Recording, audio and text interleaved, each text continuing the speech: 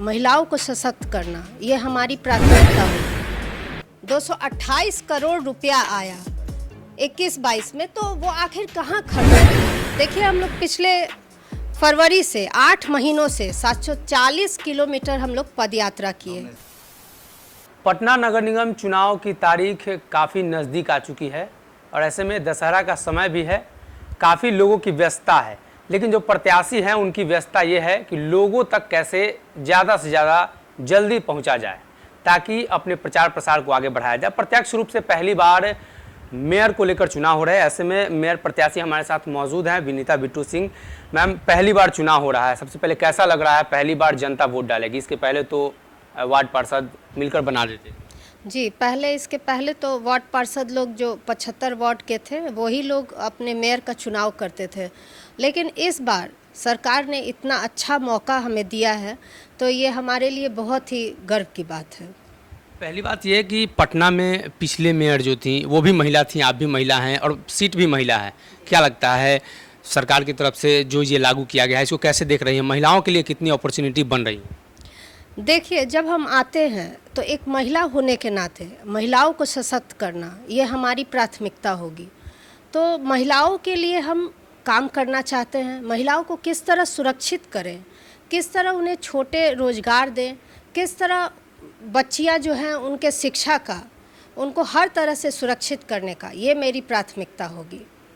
पटना में काफ़ी समस्या है नाले की और स्वास्थ्य को लेकर भी है, पानी की समस्या जो है जिसको लेकर पटना बदनाम है, कैसे देखिए, हमारा जो सिस्टम है वो कहीं ना कहीं उसमें बहुत कमियां हैं, जिससे हमारा जल जमाव, बारिश शुरू हुआ नहीं, 1-2 दिन की ही बारिश में आप हर जगह देखेंगे कि पूरा जल जमाव है और ये हमारे स्वास्थ्य को कहीं ना कहीं बहुत प्रभावित करता है।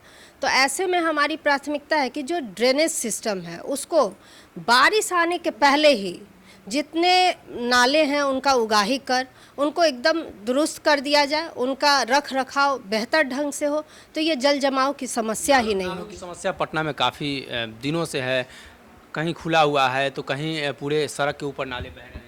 हाँ, तो इनके लिए भी कोई काम नहीं हुआ है और जितने नाले और नालियाँ खुली हुई हैं वो कहीं ना कहीं हमारे स्वास्थ्य को प्रभावित कर रही हैं। जैसे आप देखिए, अभी महामारी डेंगू कितना पैर पसार लिया है। तो ये सब चीज़ों से निजात पाने के लिए हम जितने भी खुले नाले हैं, नालियाँ हैं, उनको कवर कर अंडरग्राउंड नाला बनाकर उस पर हम सड़क बनाने का कार्य करेंगे। पटना की जो समस्या है मूल रूप से नालों की आपने बता दी। स्मार्ट सिटी पटना बनने वाला है, कहाँ पिछड़ रहा है पटना? देखिए, नगर निगम की भूमिका केवल कूड़ा कचरा का ही प्रबंधन करना या निवारण नहीं होता है। सबसे पहली बात है कि नगर निगम का कार्य शिक्षा हो, अपने शहर का सौंदर्यीकरण हो, स्वास्थ्य हो और जितना भी हम अपने शहर को विकास करें, ये सब उसके कार्य होते हैं। तो ऐसे में आप देख रहे हैं तो स्वास्थ्य की दृष्टि से वार्ड क्लिनिक होना बहुत ही ज़रूरी है।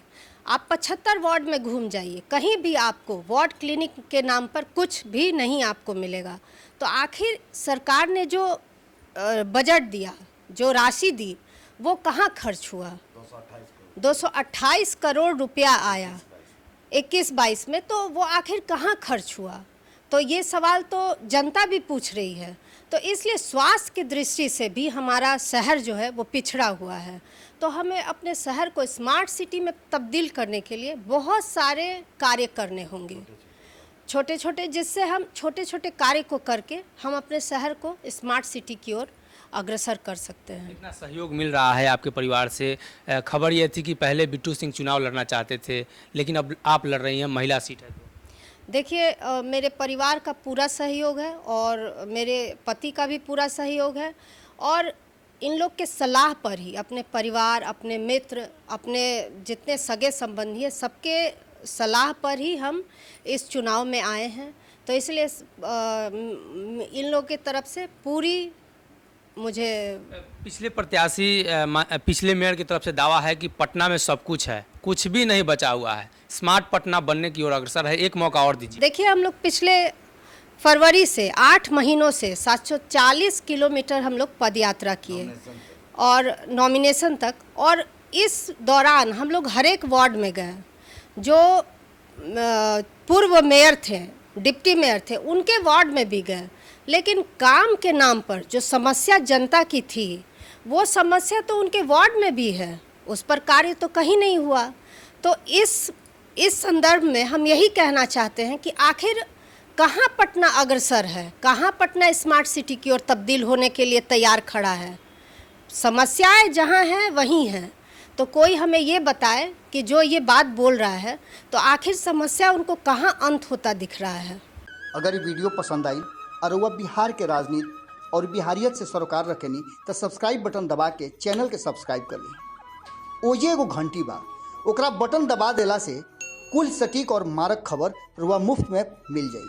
अगर रुआ पत्रकारिता के हमनी के नया प्रयोग में सहयोग कर चाहतानी तो ज्वाइन बटन दबा दी। पेटीएम नंबर नोट कर ली 9386816700। धन्यवाद।